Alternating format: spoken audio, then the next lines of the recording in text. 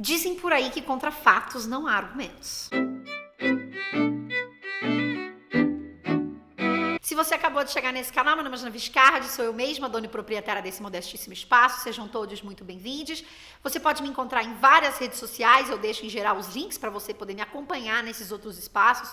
Você pode patrocinar a produção de conteúdo desse canal através do padrim.com.br/Jana Viscardi. Muito obrigada a você que contribui.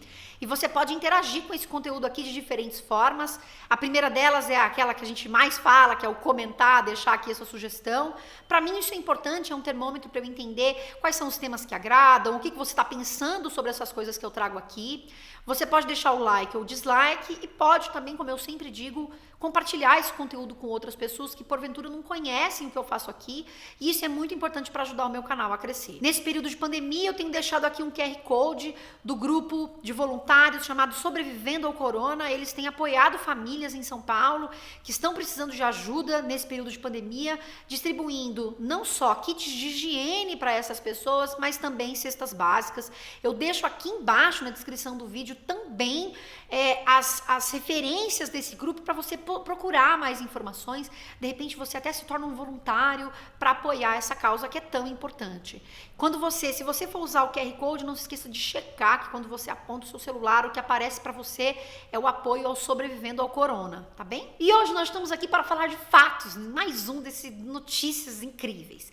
Eu vou ler para vocês 3 manchetes, comentá-las brevemente, aí eu quero promover uma conversa sobre elas aqui com vocês. Todas essas notícias aconteceram essa semana. A primeira dessas manchetes diz assim: Jovem confessa ter assassinado a mãe com chutes na cabeça em condomínio da Barra. E aqui eu já começo dizendo para você que essa notícia é uma notícia muito triste e muito trágica. E o que me chamou a atenção aqui, o fato de terem chamado essa pessoa que matou a própria mãe de jovem. E aí quando eu abri a notícia, eu vi que essa pessoa tinha 29 anos. Fiquei me perguntando qual é a faixa etária para definir se uma pessoa é jovem, se ela é homem, e o quanto o homem mais velho continua sendo jovem, mesmo já sendo homem. Já fez essa reflexão aí na sua própria cabecinha? E o quanto esse homem, que em geral é jovem, já sendo homem, a probabilidade dele ser branco é muito grande. E aí quando eu digo isso pra você, e quando eu trago essas referências aqui, notícias incríveis, é pra te colocar pra pensar como é que essas manchetes todas estão descritas. Quando está se referindo a homens que não são mais jovens, se eles são brancos, se são negros, se é uma notícia sobre tráfico, se é uma notícia sobre o assassinato, se esse assassinato aconteceu na Barra ou se aconteceu em outro bairro, se aconteceu no Complexo do Alemão. E aí aqui eu te dou essa dica, digamos assim, essa sugestão, justamente para você ficar atente à maneira como aquilo que as pessoas chamam de fatos são descritas nessas notícias, e a gente volta a falar disso já já. O segundo exemplo de notícia que eu quero trazer para você é o exemplo da notícia sobre a tinta vermelha que foi lançada sobre o Palácio do Planalto essa semana. Uma das manchetes dizia assim: Palácio do Planalto é alvo de vandalismo com tinta vermelha. E aí quando você lê e fala, nossa, vandalismo, você entende que já está enquadrado o que aconteceu, jogar a tinta vermelha, como vandalismo.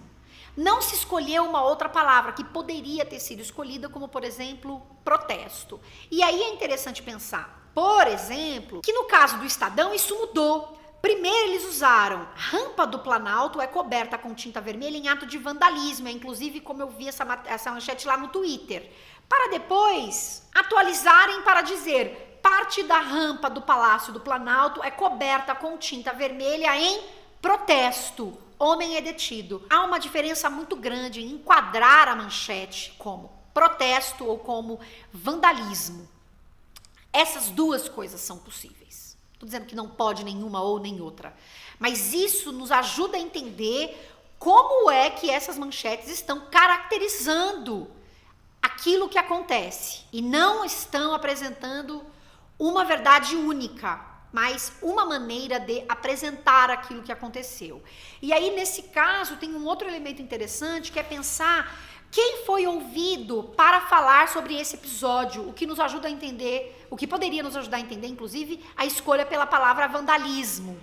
quem foi escolhido para falar foi a GSI, que é o Gabinete de Segurança Institucional, responsável ali pela segurança do Palácio do Planalto. Foram eles quem disseram isso. É claro, portanto, que você vai ter um olhar sobre essa situação como vandalismo. Se fosse ouvida a pessoa que jogou a tinta, provavelmente você teria um outro olhar sobre esse episódio. E se essa notícia fosse encaixada ou contextualizada num cenário em que a gente vive a pandemia e que o presidente estimula as pessoas a participarem de manifestações públicas e que ele mesmo se aglomere o tempo inteiro e que não tome medidas rígidas para estimular o isolamento, você poderia pensar que a tinta vermelha, por exemplo, é o símbolo do sangue derramado dessas pessoas todas que estão morrendo, ou então de violência policial, ou seja lá o que for.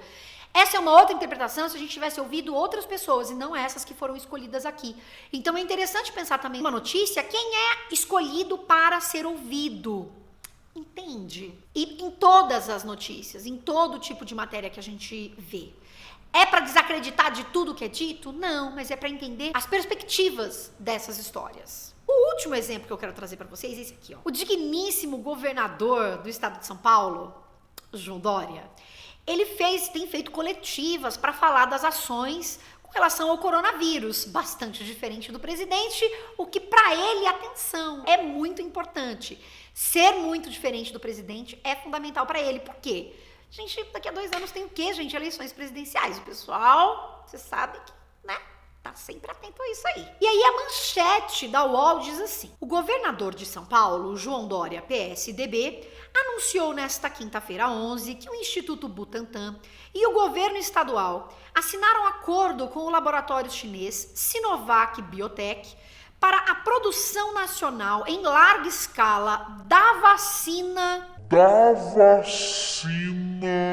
contra o coronavírus. Gente, eu não sei se você sabia, mas já saiu a vacina. É mentira, não saiu. Mas veja que essa manchete dá como dada a vacina, como se a vacina já existisse. Essa manchete é um grande desserviço, porque a vacina ainda não existe. O que vai acontecer é, há um convênio entre o Instituto Butantan e esse grande laboratório chinês para fazer testes de vacina, dessa possibilidade de vacina. E é interessante pensar a maneira, inclusive, como Dória fez esse discurso, porque ele não é bobo nem nada, para falar sobre a questão da vacina, porque ele usa o presente de tal maneira que parece que ele está falando que a vacina já existe. E aí só adiante ele explica que há 10 vacinas que têm sido testadas tendo como maior possibilidade de dar certo. Mas veja, o que eu quero dizer aqui para você é que essa vacina ela ainda não existe. E ela ainda pode dar errado. Pode ser que ela não seja produzida, porque ela vai ser testada. E só depois de ser testada, e são muitos testes, demora muito tempo. O Átila, corre aqui, querido, para dar essa explicação aqui no meu canal. Se você não acompanha o Átila, acompanhe, porque ele diz isso. São etapas e longas etapas, então não dá para dizer a vacina contra o coronavírus, porque parece que existe essa vacina que já é definitiva e já está certa, quando não é a verdade. Se essa vacina der certo, ela será produzida em larga escala pelo Instituto Butantan e pelo laboratório chinês. Veja o quanto isso é importante, inclusive no cenário político em que a gente vive. Dar a notícia desse jeito, e quando Dória faz o discurso também voltado para esse lado da história, digamos assim, de que vai ser produzida a vacina em São Paulo, é como se essa vacina já fosse dada, e o grande feito é ele que mobilizou isso, de maneira muito diferente de Bolsonaro, que não mobilizou. Então, por mais que não esteja dado nada disso aqui, essas informações, elas inevitavelmente se contrapõem dentro desse cenário, e são importantes, claro, para o Dória. E aí, o que eu estou dizendo é que essa notícia, ela está errada, simplesmente, porque essa vacina ainda não existe. É a possível vacina para possível produção em larga escala, caso ela seja efetiva. Há outras inúmeras formas de fazer essa manchete, inclusive porque é uma descrição, não é uma manchete que tem que ser curtinha. É uma longa descrição do que estava dizendo o governador de São Paulo. Mas você não diz que é a vacina.